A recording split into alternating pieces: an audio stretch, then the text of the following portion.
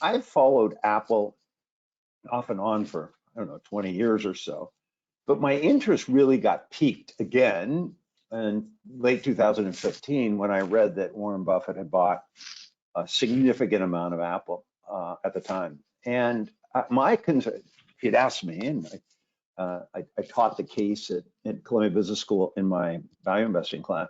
At the time, and on one hand, I didn't necessarily understand Buffett's investment.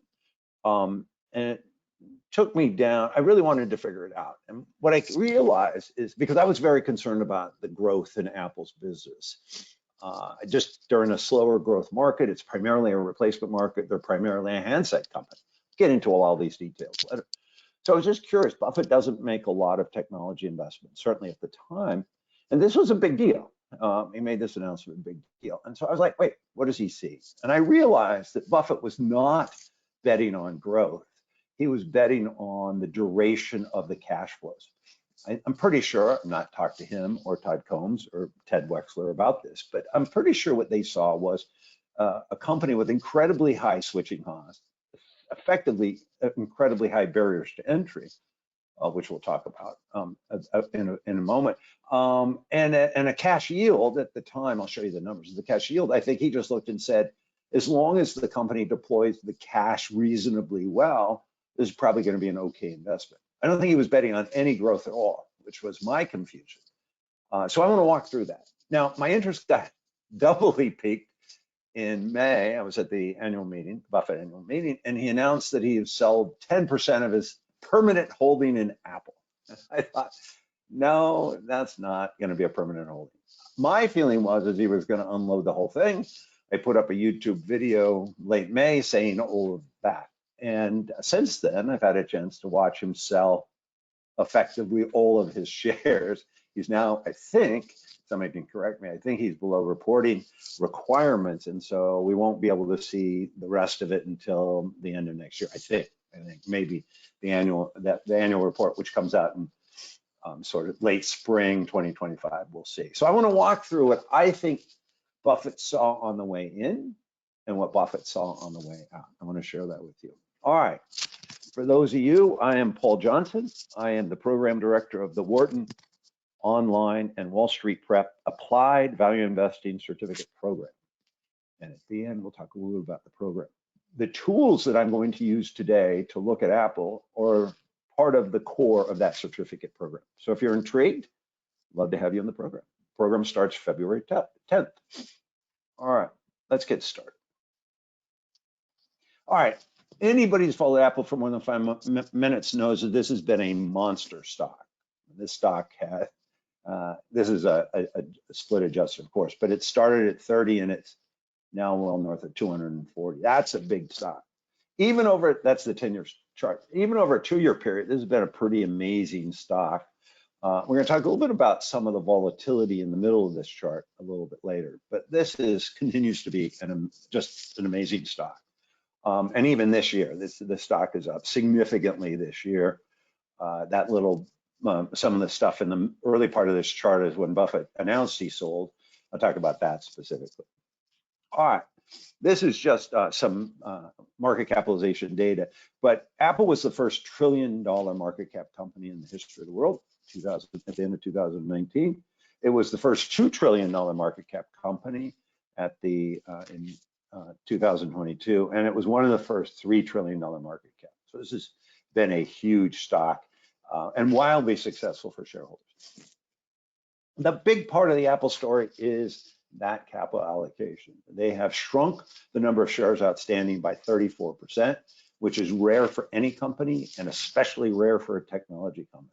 And that's about a 4% decline per year, which is important. And a big driver of the shareholder value has been this. But I'm going to show you there's another wrinkle that investors need to understand. This will probably continue, but keep in mind that Apple is slowed down its share repurchases over the last couple of years fairly dramatically. And they've taken their net cash, which at the beginning of all this in fiscal 2017, they had net cash of 153 billion.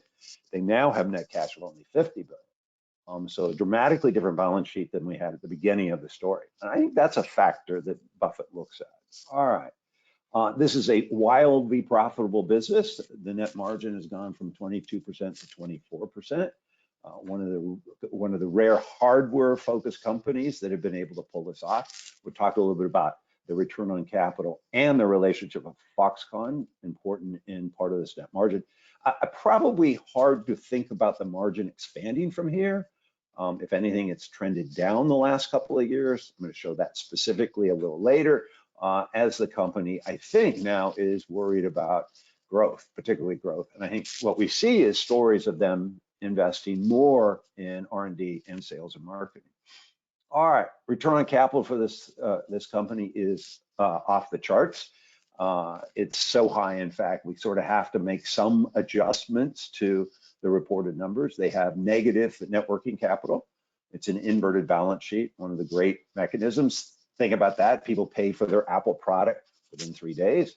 MasterCard settles within 3 days, American Express 3 days, and then Apple can stretch out its payables, obviously. So this return is just on property, plant, and equipment. Now, in fairness, if you look at their working capital, you argue that some of the sales and marketing and some of the R&D probably should be capitalized, which we can do, because if you and I wanted to get into the business to compete with Apple, we'd have to build more than just a fancy headquarters in California. We'd have to spend a lot on R&D, a lot in sales and marketing. So you might want to capitalize that, which I'll do in a moment. But if you look at it, this is just looking at the components of the return on capital. Scale is on the left. That's their biggest driver, but they also have very impressive NOPAT margins. Look at this as scale. Scale is defined as the dollar of revenues generated for a dollar of invested capital. And for a company like Apple, this is off the charts. This is unbelievable. This is more of a distributor type company that has high revenues, low margins. Apple has high revenues per capital invested and high margins. That's why the return is so impressive. But here is, their annual operating expenses. I've broken out R&D and sales and marketing just so you could see it. And then I went through the exercise of doing a 3-year capitalization. Just capitalize R&D with a 3-year life, capitalize sales and marketing with a 3-year life. That increases your invested capital dramatically, obviously, because you've now taken some of your operating expenses and put them on your balance sheet. You still have a very impressive operating business, although the margins have come down. If you do that, margins come down a little bit. The business has gotten a bit less profitable. Obviously not a big deal, but something to at least note. And then the return on capital, if I capitalize some of those expenses, just suggesting they have a longer life than the 1-year expense, the return on capital comes down, to an extremely healthy percentage, but obviously much lower than when we don't capitalize any of the operating expenses. All right, and this I do think is important, that the adjusted return on capital has been coming down in the last few years. They got a big a jump in 2021 from COVID. I'll talk about that on the product side in a moment. And since then, we're coming back to kind of where the returns were before the big increase in demand during COVID. I suspect this continues to trend down a bit. Again, another factor that I think Buffett's looking at these sorts of things, frankly. All right, but the key to understanding Apple's profitability and return on capital is clearly their Foxconn relationship. And Foxconn is, as everybody knows, their primary manufacturer of products. And it's fascinating when you go look at Foxconn, because Foxconn is a business. This is all in reported numbers, but this is in US equivalent. Foxconn has invested capital of almost $80 billion, which is twice the stated invested capital that Apple has. This is in USD equivalent, and their return on that 80 billion, 77.8 billion is about 6%. So it's sort of fascinating to me that Apple, given tremendous credit for this, and Tim Cook specifically, has convinced another company to invest $77.8 billion at a 6% return. And I doubt Foxconn's cost of capital is below 6%. I don't know what their capital structure is, but highly unlikely that they can have a cost of capital less than 6%. So even if it's 6%, Foxconn has invested almost $80 billion at a return equal to their cost of capital. So fabulous on Apple's part. I don't know so great on Foxconn's part, neither here nor there. All right, so let's talk a little bit about Apple's competitive advantage, because this is critical to understanding the duration bet that Warren Buffett made back in 2015, 2016. Now, competitive advantages in my world, some people may disagree, come in three flavors, and I've added a fourth for Apple: customer captivity, production advantages, scale, which they clearly have, and then I think brand, but it's aspirational brand. And so if we look at Apple, customer captivity, switching costs are extremely high. I think it's very difficult for very few people go from Apple to Android. You get a few people going from Android to Apple, but the switching costs are extremely high. And I think Buffett understood that. It wasn't really a technology company that way. It was a long duration business. Production's been outsourced. Scale, they definitely have scale when it comes to distribution, sales and marketing, R&D. We just talked about that. And then aspirational, there is brand value. It's a cool brand. So Apple's competitive advantage is as strong as any competitive advantage I've ever seen. They have an obsolescence challenge over time. They're in a market that's not growing very fast, but their ability to hold on to their customers is significant. And as a consequence, they charge high prices. They have very profitable business and very high return on capital, as we've talked about. All right, so this is something we call the Italian cookie. I'm going to go back to it. It's the three layers of value that a company has. First layer is red. That's the invested capital. As you see at Apple, they have almost no invested capital. Layer two is the excess returns from high return on capital. That's your competitive advantage. Refer to that layer as the present value of competitive advantage. And that's where all of Apple's cash flow reside, in those excess returns. And then you have this third layer called the market implied value of NOPAT growth, which is the difference between your earnings power value and your enterprise value. And in Apple's case right now, if you look at the lower table, I'll highlight that. That's the Italian cookie. It's about 69% of their value today is based on investors' expectation for future NOPAT growth. So we really have to think about where that NOPAT growth is going to come from. And I'll show you that. So that's your final layer. All right, if we take, I'm gonna go back a couple of slides, we're gonna take this table, which has the three layers of value: invested capital, present value, competitive advantage, and then your market implied value of NOPAT growth. And just take these numbers and put them into a chart so you can take a look. Blue is the present value competitive advantage. That's their annual cash flow, almost all of which comes from excess returns. If they had any risk to their competitive advantage, that blue layer would be at risk. And then green, the market implied value growth, is what investors are assigning to future NOPAT earnings growth in the future, right? So you can see that the green, market implied value of NOPAT growth, is actually very high. Investors today are betting that Apple will be able to grow in the future. So the whole challenge is, can we pull this apart and see what investors are thinking, what triggered Buffett in his decision, and is that assessment reasonable? All right, so there's the enterprise value. We saw this before in a stock chart. You can see a significant increase in the enterprise value. This effectively is the stock. Now, we're gonna have to adjust this for shares momentarily, but that's that market cap we were talking about. This is nothing more than that stock chart, but in an annual bar chart. All right, so here's Buffett's initial purchase, close to the end of 15 and into 2016. The market cap of the company is order of magnitude, $700 billion. All right, now here's a little formula that you can use. I like it. The implied return in any stock is equal to the cash yield plus the growth, if you can assume that the company is going to have a constant return on capital, a constant competitive advantage. Another way of saying this is a constant PE. All right, so in 2015, using this formula, the implied return, the NOPAT cash yield, was 7.5%, incredibly low. And I think that Buffett was pretty confident that the company could grow its NOPAT 3 to 4%. Now remember, this is a very profitable company. Hard for them to expand their margins much, operating margin. So the NOPAT growth is going to be driven by revenue growth. And I think that most people think they're in a growth market that 3 to 4%, probably the handset market. We'll talk about products versus services in a moment. So if you add those together, you get an implied return of 10.5 to 11.5%, assuming management does something productive with that cash flow. I think Buffett was very confident that Tim Cook was going to return that capital to shareholders through share repurchases. So this is what Buffett was looking at, a 10.5 to 11.5% return. And I think he thought that was very good.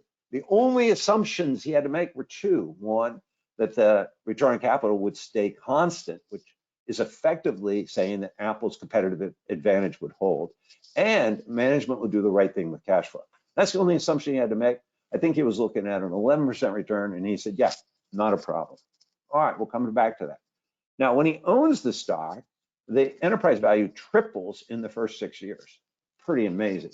I don't think he was betting on that, but he was happy to see it. And because the shares outstanding have declined so much, we really have to look at everything on a per share basis. So if you look at it from that perspective, he was looking at enterprise value per share of about 31, and that went up almost 8 times in 8 years. Now, if the company had generated all of that incremental value through operations, I think Buffett would still own the stock. But you'll see in a minute that a big chunk, arguably most of the increase, is actually market implied value growth. Investor expectations have gone up dramatically in that period. And I want to show you what that looks like. All right, so there's your earnings power value. That is essentially NOPAT capitalized by the cost of capital. I'm using 8%, make the math easy. And what you can see here is there was not much of an increase in the earnings power value of the company for the 5 years that Buffett initially owned it. So the operations did not increase just on a nominal basis much at all. In fact, it's a fairly nominal growth, which is what I was concerned about back in 15 when I first saw that investment, the announcement by Buffett. I thought, this isn't going to grow much. But because of the long duration of the business, the cash yield is still potentially impressive. All right, then COVID hits, and I don't know about you, but I upgraded all my hardware. When it was clear that we were going to be working from home, I upgraded all my computers across the board. I'm bilingual. I do Mac and IBM, or the old IBM, Microsoft. And so I upgraded all that, and a lot of other people did. Upgrade my phone, upgraded my headset, I mean, the whole thing. And you saw a dramatic increase in revenues and profitability of Apple. But post-COVID, we haven't seen any growth on a nominal basis. Now, again, we have to look at earnings power value per share. Now, earnings power value per share increased 2 times while Buffett owned it. And it was really, remember, earnings power value did not increase, but earnings power value per share did, because the company was deploying capital, which was really Buffett's guess, by buying back stock. So earnings power value per share doubled in the first 6 years he owned the stock. And then because of COVID, we saw a dramatic increase in not only the earnings power value, but the earnings power value per share. And it went from 2 times to 3.5 times by adding 1 year. It was up 67% in 2021. And post-COVID, it's jumped a little bit in 22, but it's effectively flat to down since post-COVID. So they're not growing their earnings power value, and they're not buying as many shares back. And oh, by the way, the dollar volume of shares buying back, which is about 25 billion a year, is significantly less because the valuation is so high.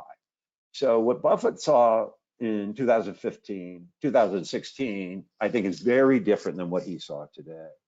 All right, so as I said all along, the real increase in the value of the company, the share price, has really been the market implied value of growth.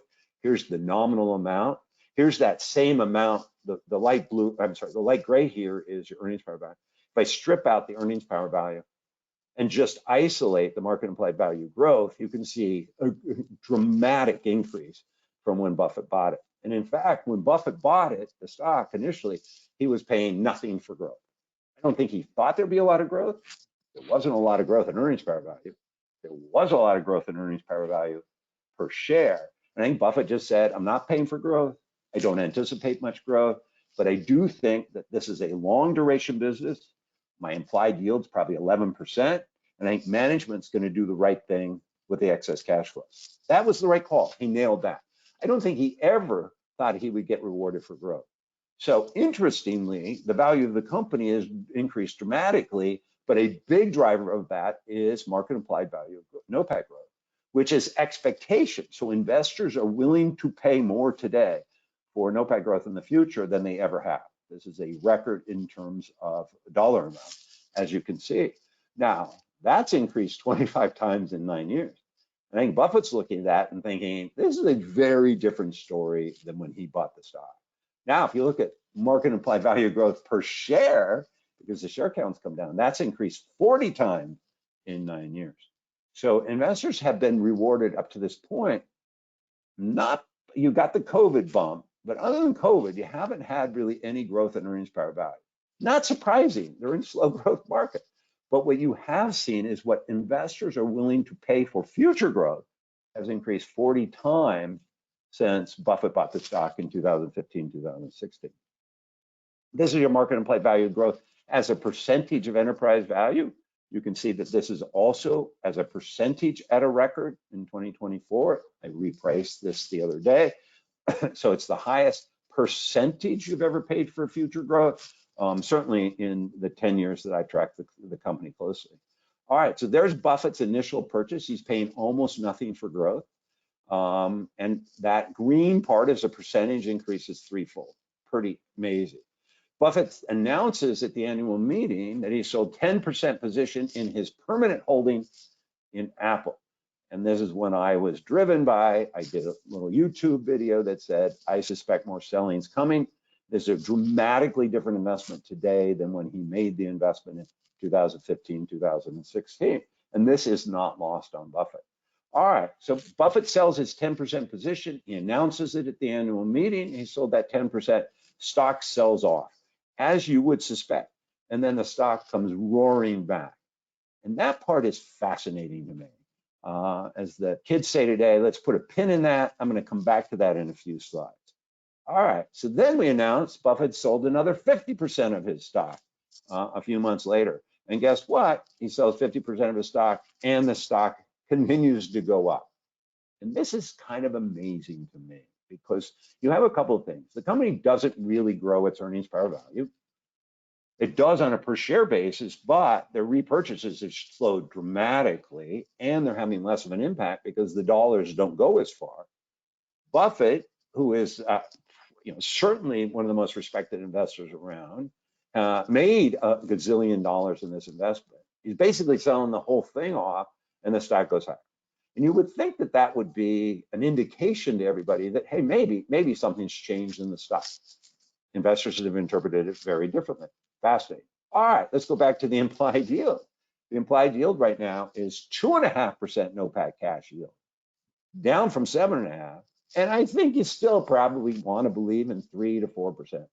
So Buffett's now looking at an implied yield of 6%, not 11%, with, I think, significant valuation concerns for the same company he was buying 10 years ago.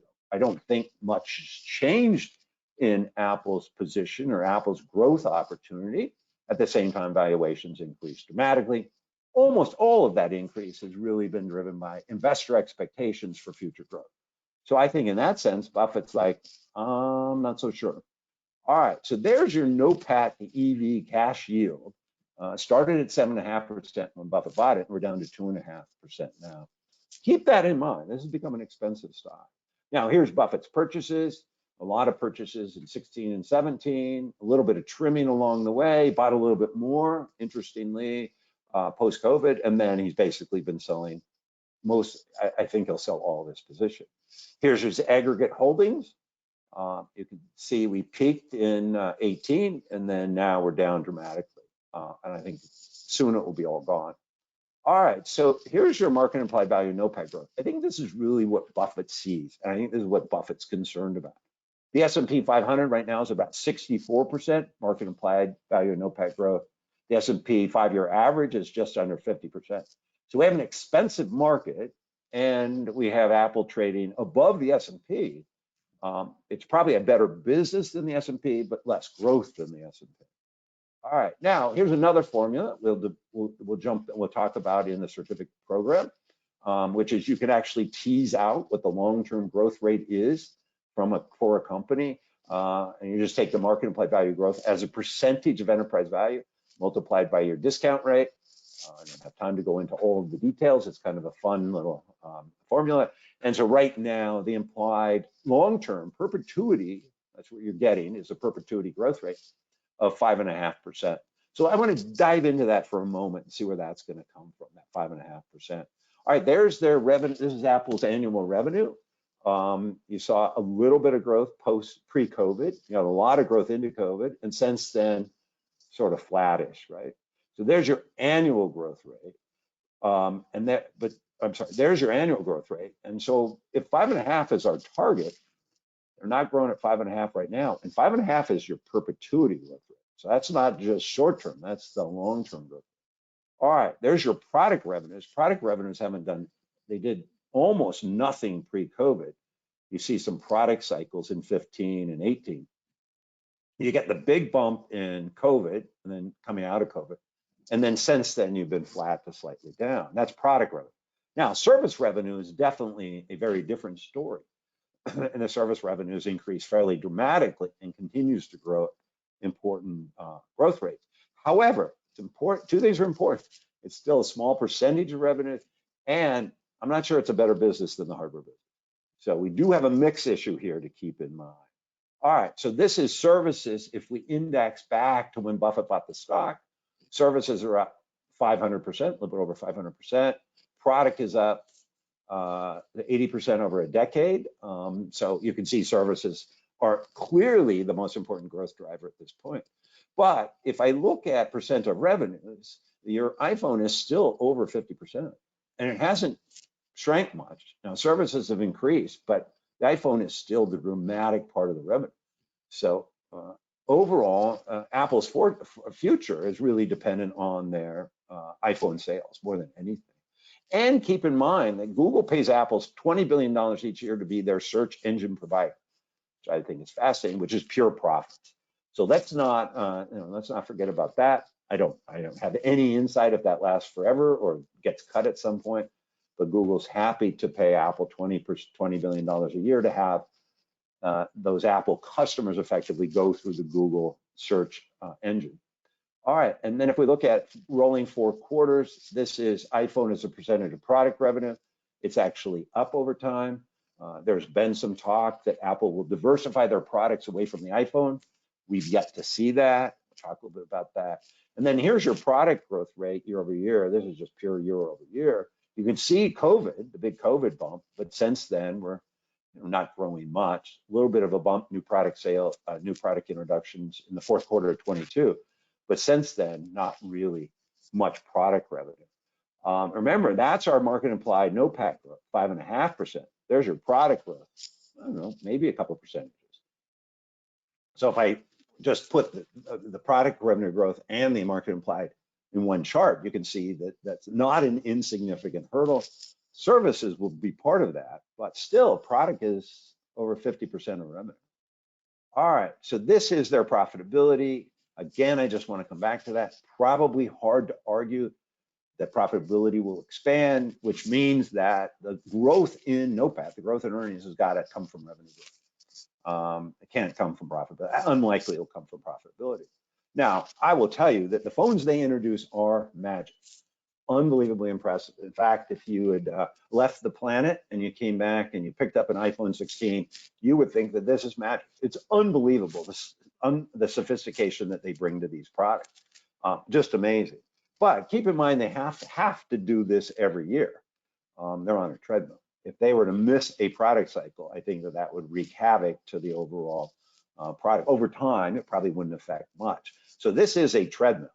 These products are magical, but they're also required a new one every year to keep people upgrade. This is an upgrade business primarily. Now, cumulative R&D since Steve Jobs passed away in 2012 is $200 billion. I'm always fascinated to understand where is that $200 billion gone into. Now, no question that the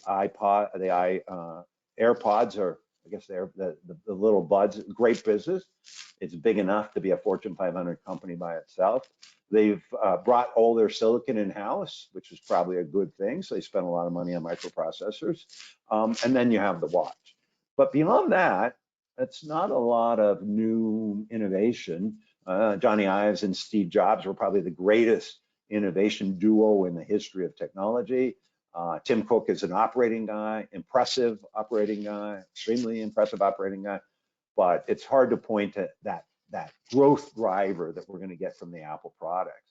Now, they introduced this. They had 200,000 pre-orders sold on the introduction. That's 700 million in revenue, by the way, not insignificant. They're going to shut down production at the end of the year. So that's not going to drive it. Wearables, by the way, are almost exactly where they were 5 years ago. So that's probably not going to be the driver.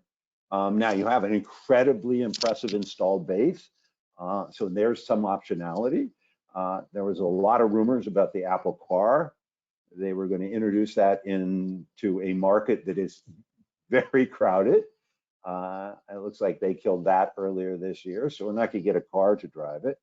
Then this year we introduced Apple Intelligence, which I think the goal is really to sell hardware, really encourage people to upgrade to the iPhone 16, rather than, it doesn't look like it's going to be a product revenue source by itself, but I think it's really to kind of force the upgrade to 16, 17, and 18, the devices that are coming. By the way, the stock did pop on that announcement, so it certainly worked from that perspective. But when things like this happen in a stock, all you're doing is seeing that movement move into the market implied value growth. It's just greater growth expectations in the future. And as we said, Buffett sells 10% of his position, and it's announced in May. Stock goes down. That should be a negative signal to other fundamental investors. And then the stock rocks up. He then sells 50% of his business. Remember, that was his initial purchase. That's his 50%, dramatically different market cap. Somebody's bigger, but the real growth came from COVID, not anything else. That's the key. So they sell 50% of his position and the stock moves higher. That too should be a negative signal to investors. But here's the key insight. This is what's going on in the market, unrelated to Apple, but it affects Apple. And it's important for investors to understand. Is your enterprise value increased 5.3 times in 9 years, right? Really impressive, creating a positive feedback loop for passive investors, right? So the index weight of the top 7 companies in the S&P 500 have grown over time. It's now at a record. This is the only statistic I could have. It's bigger now, but it's 28%. So we get this effectively a positive feedback loop for passive investors. Fundamental investors might look at the valuation, as I think Buffett has, and say it's hard to justify an investment in Apple based solely on the fundamentals. But because the top 7 companies, the Magnificent Seven, are now grown as a percentage, and Apple's market cap continues to grow, it creates a positive feedback for passive investors, both ETFs and mutual funds. And by the way, active ETFs and active managers that don't want to fall behind the benchmark. People are owning Apple because of its position in the S&P, not because of their fundamentals. And Buffett doesn't have that constraint. No one is looking at his portfolio versus the S&P. He sees a lot of valuation risk, I think. And maybe if he understands this passive thing, but it looks like this is going to continue. I don't know what's going to slow it down. But here's the key. Here was a paper published a couple of months ago that they went and they looked, clever academic paper, where they just stopped and said, who sells when passives buy? And at the end of the day, it's firms that are issuing stock into the passive market. So the passives are controlling a big chunk of the market, at least incremental. Flows into passives probably continue forever. And so this trend doesn't walk away. But every time Apple is buying back stock, they're competing with the passives. And so part of what's really driven this stock is passive buying while Apple's buying. And as Apple shrinks the share count to maintain that percentage, the passives have to effectively buy more. Where that shows up is on a fundamental basis in a market implied value of growth. That expands. So from a fundamental perspective, we really have untethered, I think, Apple stock from the fundamental performance. It's now really being controlled by the passives. Really important to understand. So as I look at this, market implied value of growth only goes up in a company that doesn't really grow. It's not clear where their next growth vehicle will come from. We see this expansion of green, an untethering of the market cap to the fundamentals. And I think for somebody like Buffett, who doesn't care about relative performance, he looks at it and says, that's too much valuation risk. Now, so the next question is, who's going to buy if the passives ever have to sell? So this is this paper. They came and they said, in both the short and long run, firm companies take the other side of the positive passive demand shocks. That allows companies to issue shares, either through options or through actual direct listing. Passives take up all that volume, which is fascinating. Lots of really weird case studies I won't go into. Now, the question is, if passives were ever to sell, who's on the other side of the trade? And it's small institution and retail investors take the other side of the trade. I would say the value investors. So I don't think the passive thing, I'm not an expert on this. I don't think that that trend moves, changes anytime soon, but you do see this, I think, potential untethering of Apple's valuation from their fundamentals. And so you do run the risk that if there was ever a investor shock in Apple, your cover bid, that next bid, is going to be a value investor. So I wanted to look at that for a moment, right? So the key here is that's going to be the other side of the trade. All right, so this is Apple's market implied value of NOPAT growth. This is their market implied NOPAT growth with the appropriate growth rate. So if you're using 3 to 4%, guess what? The dark green is what the market implied value growth rate should be. And then the light green is speculative growth rate. And you can see that. So I'm toggling between the two. Here, the dark green is what the market implied value growth should be on Apple. And it would bring the valuation down to less than $1.5 billion. This is that speculative growth rate. If you look back when Buffett bought it in 15 and 16, there's negative speculative growth. The company trades below its nominal growth rate. But starting in 19 all the way through 24, what's really driven the value is the speculative growth rate. And so that's the key. So now if we do it as a percent of the implied growth percentage that is kind of appropriate with now the speculative growth, so 55 roughly, I'm not trying to imply exact precision, but more than 50% of today's value is really speculative growth, effectively. Now, as long as passives are buying, I don't think it matters. But if you ever had a reversal in Apple stock and we had to trade where it, quote, was a more attractive fundamental investment, the stock could be down 50 or 60%. And if it overshoots, as we kind of settle out sellers and buyers, it can be down even more. Now, I'm not making this as a prediction. At no point is this an investment recommendation. Probably should have said that up front. I'm just giving you some analysis. I'm showing you the tools that we're gonna teach you in the certificate program, which we think are pretty interesting. I like it when we use it against kind of a Buffett trade, because you can really use these tools to take a snapshot what's going on from Buffett's perspective. And I think Buffett sees this chart and he just says, I don't want to take the valuation. Now, passives probably continue forever, so it doesn't matter. But if it ever did matter, it is quite possible that Apple is overvalued significantly. All right, I think that's at risk. That's the end of the formal presentation. I went through it very quickly. We have time for Q&A.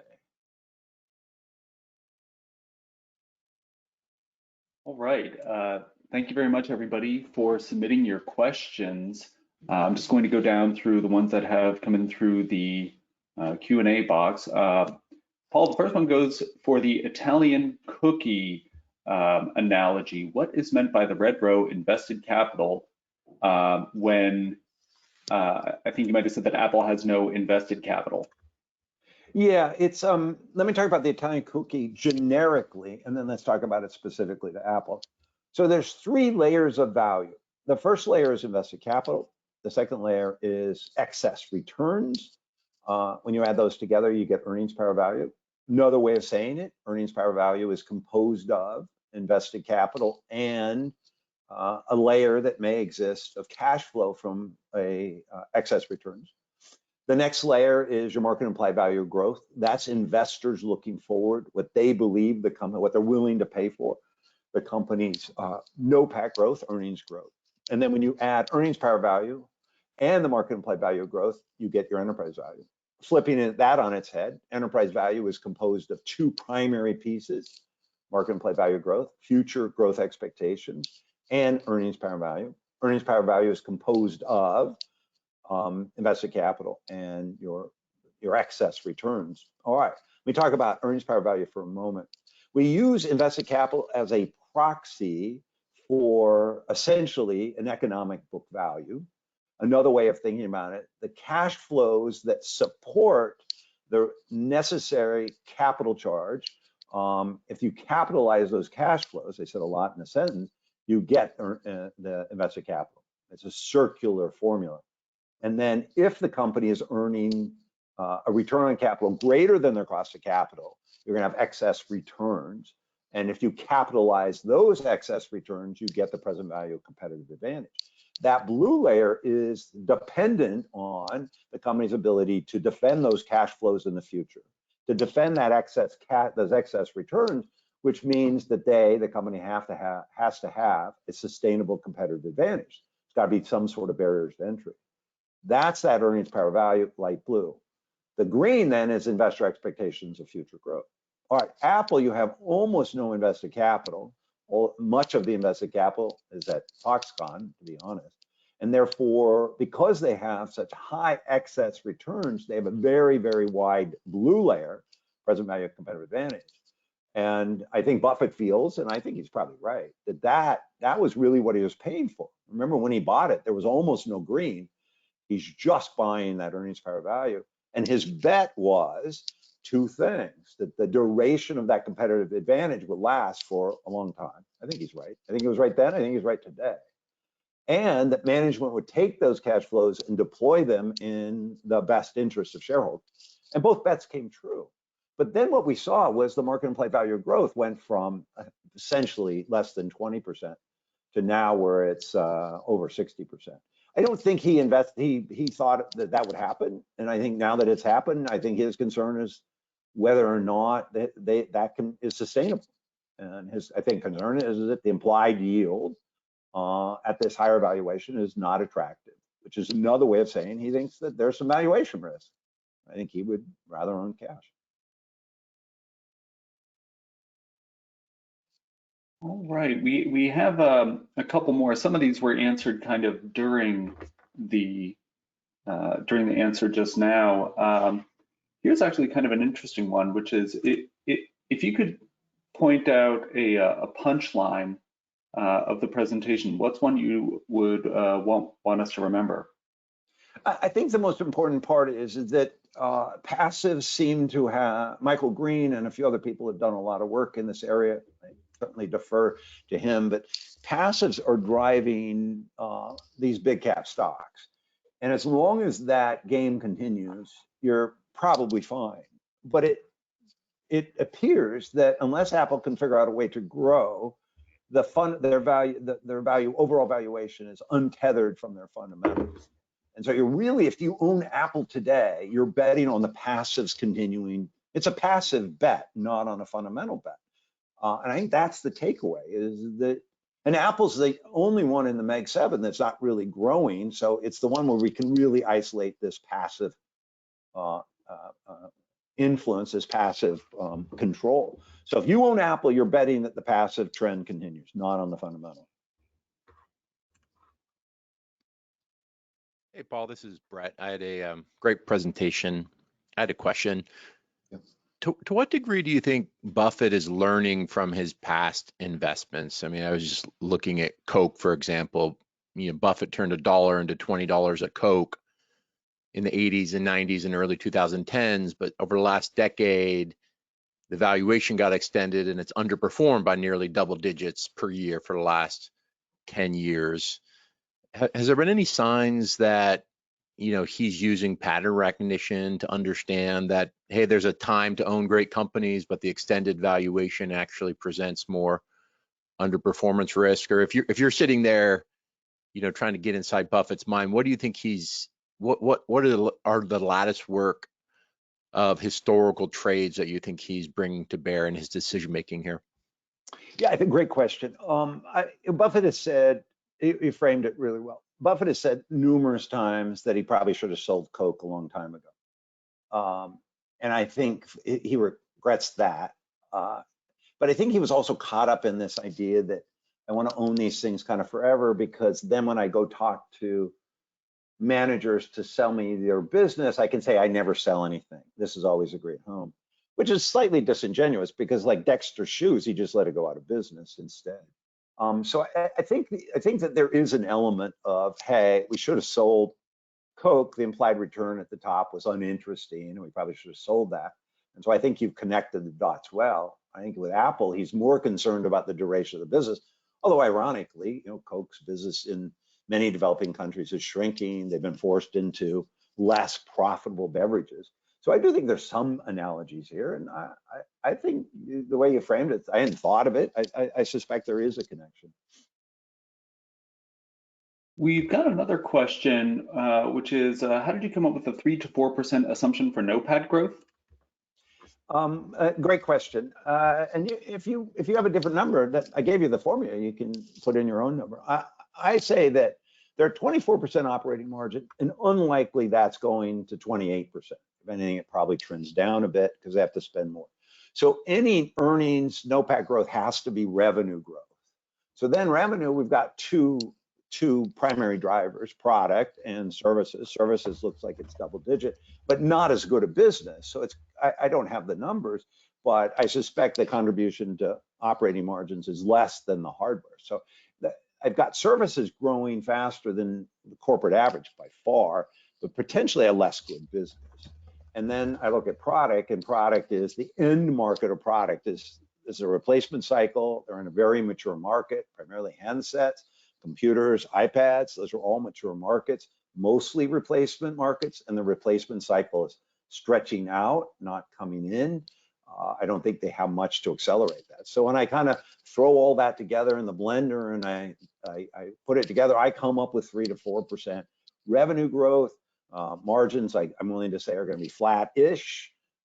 And so that's how I get the NOPAT growth at 3 to 4%. Now, there's arguments on either side of that 3 to 4%. I think there are more arguments lower than that, but and you really do have to work through services and what that if you take the Google contribution out, the services business may not be as good a business as people think it is. Got it. We've got a question from Robert Hagstrom, who asks, setting aside growth expectations, how do you think about Apple's valuation adjusting for ROIC? The market sells at 22 times forward estimates with a 15% plus or minus ROIC, whereas Apple's ROIC is 200%. What is a slow-growing 200% ROIC company worth relative to the market? Yeah, now, look, Robert, I'm delighted you took the time to listen. Thank you. I'm very flattered. I think it's the wrong frame. I think at the end of the day, I'm a big believer, man with a hammer. I think everything is cash flow. I think price to book is all about cash flow. I think everything's about cash flow.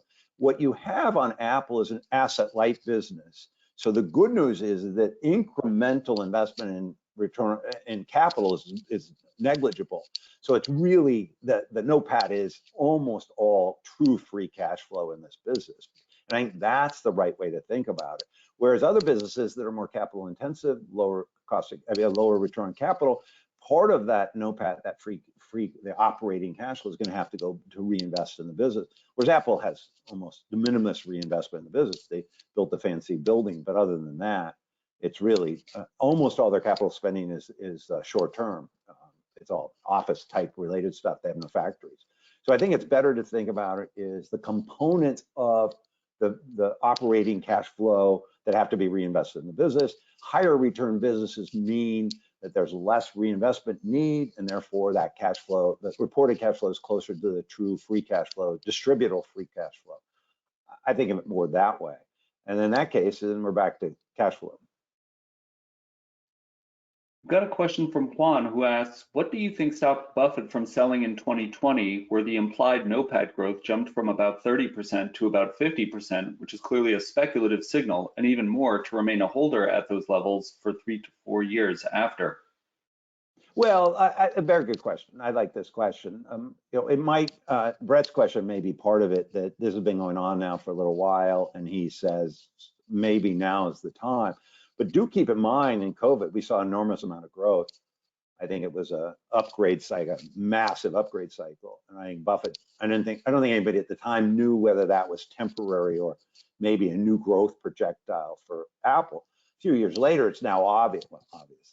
Careful with that word. It sure seems like that was a massive upgrade cycle rather than a new growth trajectory. So I think it's quite possible that Buffett just post-COVID let this sit for a couple of year or so, year and a half too, and he finally looked at it and said, wait a minute, we're back to the old Apple, no growth.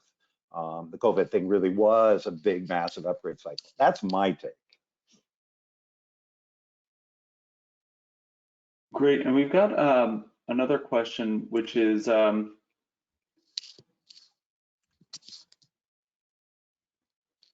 one question is, do you think that there are any other businesses that mirror what is going on at Apple? Great question. I've not done the work, so I'm not sure. You've got the passive part, which is really function of market cap. So you want to look, if you're going to go do this, start with the largest market cap companies and go down. The difference between an NVIDIA and an Apple is NVIDIA's got explosive growth. Now, interesting, NVIDIA is a really good case and worth looking at with the same tools. Market implied value growth's actually come down because I think investors are unwilling to believe the current growth rate will last forever. But you've seen this massive increase in earnings power value. So if you mirror the two, which I do in class, I mirror those two, Apple and NVIDIA. One is you've got NVIDIA, in my mind, is fascinating because you've got explosive growth, but the duration of their competitive advantage isn't anywhere close to Apple's. In fact, I would argue their duration of competitive advantage is quite limited. And the market implied value of growth in the two companies is similar. It's a little bit higher in NVIDIA. It's about 75% versus 68%. But you've got one with an incredibly long duration business, Apple, enormous competitive advantage is no growth. And you've got NVIDIA, you've got enormous growth, unsustainable growth, probably, these rates. I mean, that's not the hard thing to say. And a much more fragile competitive advantage. So I like pairing the two for the students so you can see just the difference. They have somewhat similar valuations, and I think that's to a large degree passives are influencing both of them. The difference is Apple, because I don't have much growth in the fundamentals, I can really tease out the influence of the passives, whereas on NVIDIA it's a little bit harder. Do you see, talking about passive investing, we had a couple questions on that thread. Do you see sites or reasons that this passive investing would change for Apple or other tech firms that are in a similar boat? Again, a great question, something I'm grappling with. I'm fairly new. I got introduced to Michael Green, who's probably done more work than anybody else, 3 or 4 weeks ago. We hosted him at an event at Fordham. It was a fireside chat. I got to chat with him. I've chatted with him a couple of times. He's got some videos out there for people that care. They can go look at that. And we talked a little bit about this. I don't, personally, I don't see anything changing in the passive world. There's a lot of capital flowing in. Looks like it will last. Some of it is automatic capital that's coming in. Anybody who's in an automatic 401k program, a bunch of your money ends up in passives. So as long as the passive money flows continue, I think the trend continues. The question I kind of struggle with and don't have a good answer, I will admit, is can one of the Meg 7 break? Could somebody finally say with Apple, hey, I'm worried about the fundamental value, I'm going to start selling it, and then you get a negative reinforcement cycle where as if it shrinks market cap, then the passives start unloading Apple incrementally relative to other purchases or not buying as much. And that's why we're sort of the chart that's on the screen, just showing that if we ever had to trade on fundamentals, you could argue this stock could be down 50 or 60%. But let me just caveat, I can't see anything that slows down passives, and it's not clear to me what would decouple Apple from the Meg 7. So fundamentally, I think there's risk, and I think market structure-wise, probably no risk, or minimal risk, or low risk. Turning back to the slide of the market implied value of growth, could you please explain how to derive the speculative growth percentage and the implied growth percentage? Oh, sure. It's right here, so it'll make life easy. Let me go back for a second. All right, that's the overall market implied value of growth. And so what I've done here is, and I'll explain it, I'm just explaining what I've done, and then I'll give you the quick formula. I've created what I think is the correct implied growth rate versus the speculative. Now, I gave you a formula. Oh, it might be too far back. Oh, I will attempt to find it. Oh, well, it's a good thing we're near the end. People have to watch all the slides again backward. There we go. Okay, so growth is the market implied value of growth divided by the enterprise value. So the percentage of the company that is represented by growth times the discount rate. All right, keep that in mind. We can work backwards. So if you think that you know what the growth is, 3 to 4%, that's my number. I use 3.5. And work the other way, then you can actually get what the market implied value of growth should be as a percentage. And so I did this. I used this formula. It's on the screen. We'll go back to the very end. And I just did it backwards. I just stopped and said, I think at 3 to 4% is the correct amount, which then means, sorry, I'm making everybody go through this again, which then means that green percentage, let's do it as a percentage easier. The green percentage works out as 3.5 divided by 8%, says that should be 44% essentially. And so the light green is the implied growth at 3 to 4% at an 8% cost of capital using the formula that's no longer on the screen. And then you just subtract from that what the market implied value growth is. And that's how I did it. And if you have a different growth rate, you think they can grow faster or slower, you can do the same formula. Just do it reverse, and then you can calculate the two components. We had a pretty interesting one on the capitalization of operating costs. Specifically, what framework do you use, or is there a framework you use for how to decide what operating costs to capitalize into invested capital for the purpose of the analysis you shared? Yeah, I would say at best, this is art, and probably black art at that. Greenwald always said, he had some rule, 5 years or something like that. No one knows. The logic is that R&D, the way we do it now from all companies, almost all companies, some software gets capitalized, is that we just expense the entire R&D in a single year. Well, if the R&D is constant every year, then that's somewhat the same as capitalizing it. But if R&D is moving around or growing, then you want to think about putting it on the balance sheet and then taking it off the balance sheet. So you're amortizing. I did 3 years just to show that the returns come down, but still are really impressive. It's pretty easy to set up. If you want 5 years, you just have to have enough history. You got to go back 15 years to have a good series. I have a model, a very detailed model that's 11 years old, 12 years. And so 3 years worked very well. I could get a nice series out of it. And I was just trying to demonstrate it. Sales and marketing is similar. There's a lot of brand development, a lot of aspirational development around the Apple brand. We expense all of that in the year that they incur it, but you could argue that some of that has a useful life of more than a year. So you capitalize it, then you have to decide, capitalize it every year, then you have to decide what's your amortization schedule. I use 3 years again for that. There's nothing magical about 3. You could use 2.5, you could use 5. I don't know, use 7. Once you set it up, it's pretty straightforward. And the value is really more of as a point to be made as opposed to deep analytics, because we don't know the correct amortization schedule. How many years should we amortize this over? Once it gets going, it doesn't move things around that much, except it does inflate your balance sheet, makes you a bit more profitable, but increases it. So you can, it's probably closer to what the return on capital would be for Apple. Now, I didn't show it here. I had to limit the slides to something. But I have another analysis where I smushed together Foxconn and Apple. Just take all of the Foxconn invested capital, put it on the Apple balance sheet, take the profitability of Foxconn, put that on the balance sheet, and the returns obviously come down as well. It's about, in that model, it's about 60% Foxconn, 40% Apple capital. So if you just weight the two, the return on capital is still really impressive. I think I got something in the 60s. So even if you include Foxconn in the Apple balance sheet, you're still getting a very impressive return on capital. The difference is that Apple gets to keep all of that and Foxconn gets none of it. Excess returns anyway. We've got a robust bolus of additional questions. How many more do you think you can take, Paul? We can do a couple more minutes for sure. Okay. People will drop when they have something better to do, and incrementally is less interesting to listen to me drone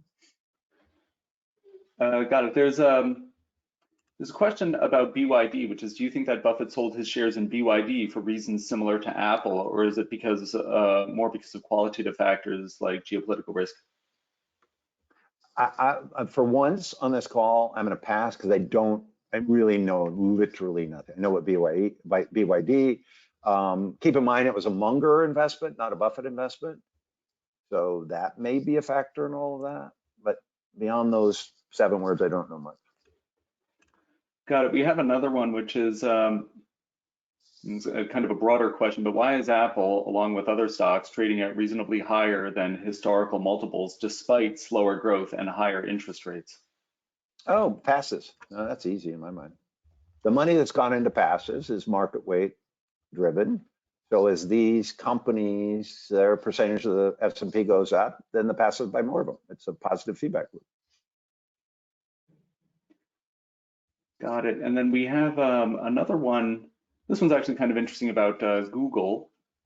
So the question goes, I remember the government was considering the Google search engine to be a monopoly. If Google pays Apple and other companies to be the primary engine, does this make Google a true monopoly, and will they have to stop paying Apple and other companies in the future?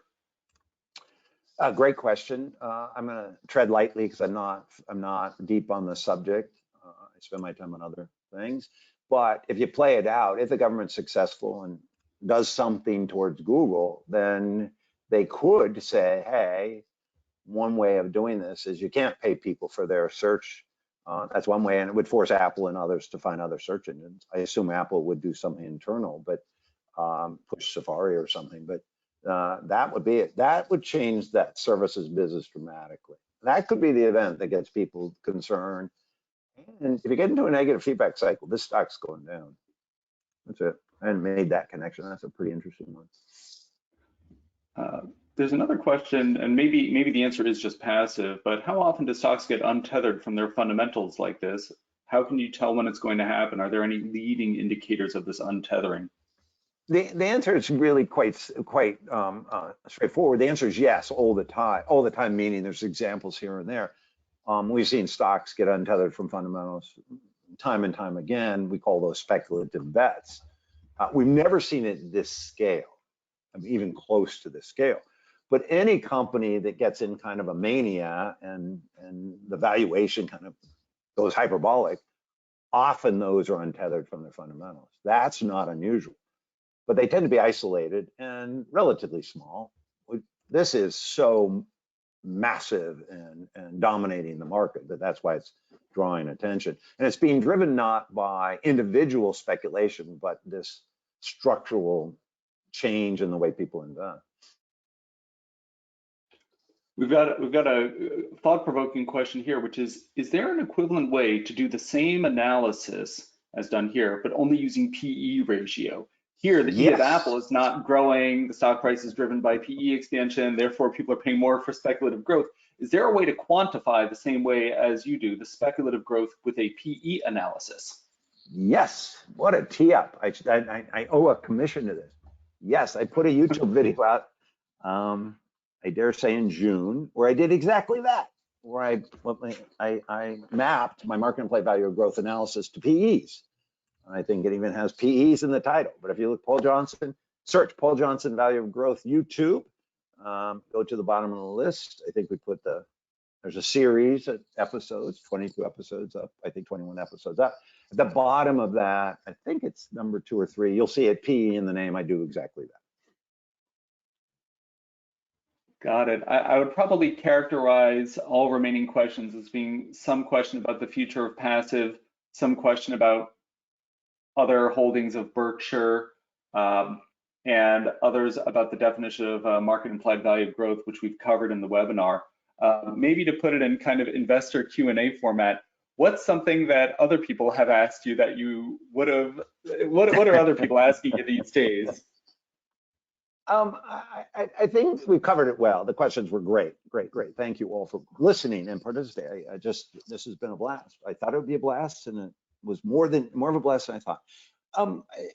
Look, I'll do the slightly self-serving response. I've been thinking about growth forever. I co-authored a book called The Guerrilla Game back in the 90s, where we went after trying to figure out growth. Paul Sonkin and I wrote a book, Pitch the Perfect Investment, in 2017, where we came at it, and really the Italian cookie got launched there.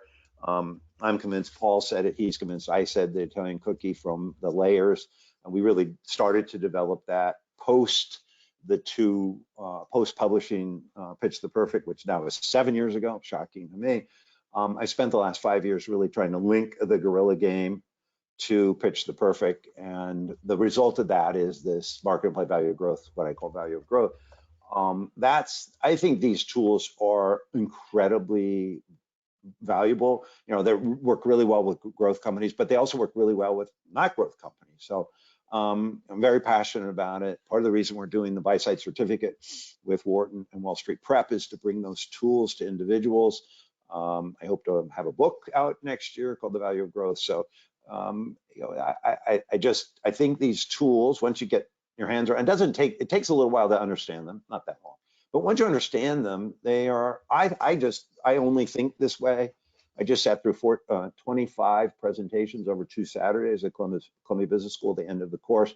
So I saw 25 presentations, and I'm on a mission to revolutionize the way people do fundamental analysis with these tools. The 25 presentations by students, only had a couple of weeks to work on them, were fantastic. Some growth, some deep value, some moderate growth. I think the tools are obviously self-serving, but I think they're amazing. So I encourage people to get to know them. We'd love to have people in the certificate program. It starts on February 10th. Please, love to have you in class. Also, we're in early stages of planning an event in Omaha in May related to the certificate program. And one of the advantages of the Wall Street Prep and Wharton certificates is the in-person cohorts and the other programs. So this is the 3rd time I've done one with Andrew and Brett. We love, all 3 of us just absolutely love engaging with students and bringing tools to help them become better analysts and investors. Well, fabulous. I think that's probably a good place to, you know, as people say, put a pin in it, and we'll maybe pick things back up